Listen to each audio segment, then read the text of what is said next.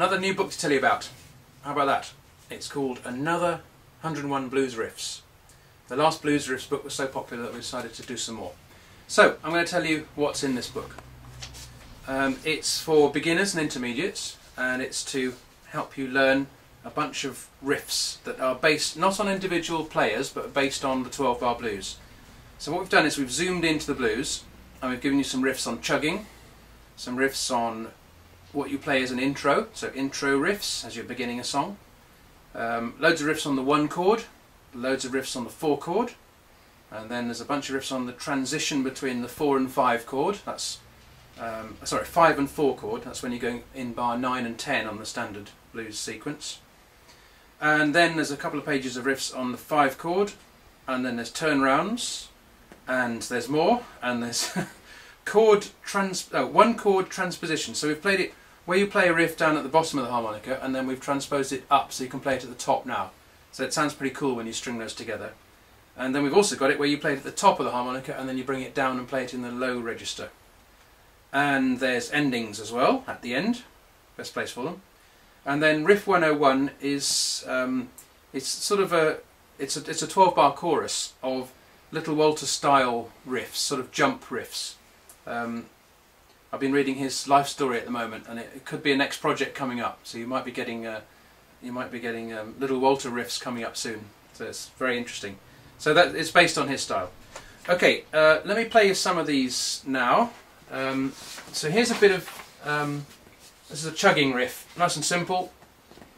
It's played on a low C on the recording, but it works perfectly well on a normal C. I'll just play that for you now.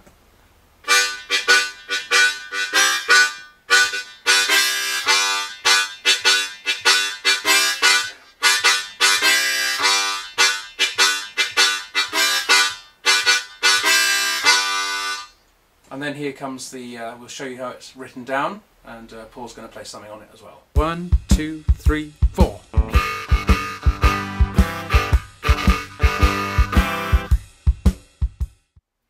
Okay, hope you like that nice simple chugging riff. Now this is riff 18 in the book, and this is going to be intro. It's an intro riff.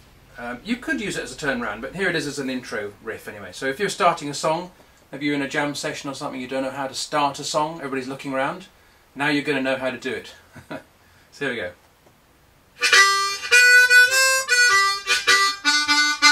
Make up your mind what you're going to do. I'll play that again for you.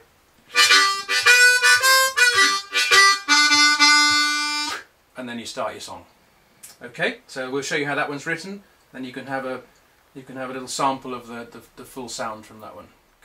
2, 3, 4.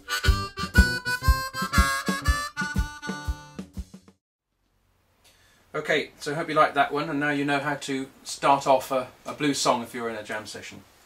This next one is riff 65, and it's on the 5 chord, sorry.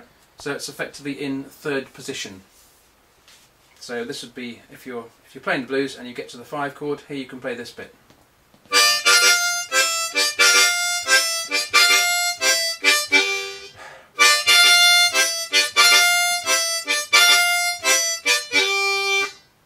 So it's a very nice riff, and it's the sort of thing you might hear William Clark playing perhaps.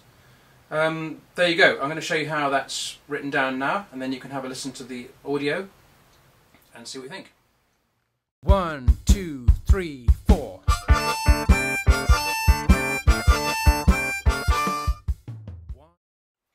Well, that's it, folks, really. So what we're talking about is this new book, which is a wonderful production, very, very pleased with this, just in time for Christmas.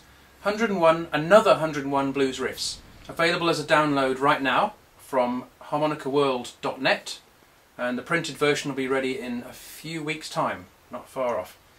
When you get these, the download, you can pan right or pan left to increase the amount of harmonica you hear, or decrease it.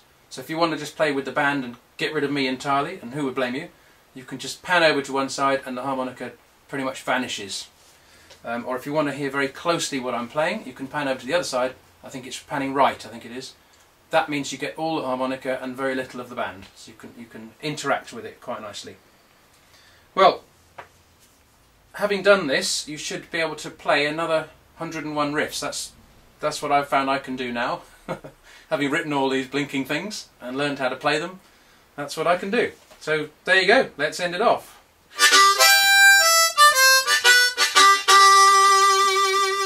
See you next time.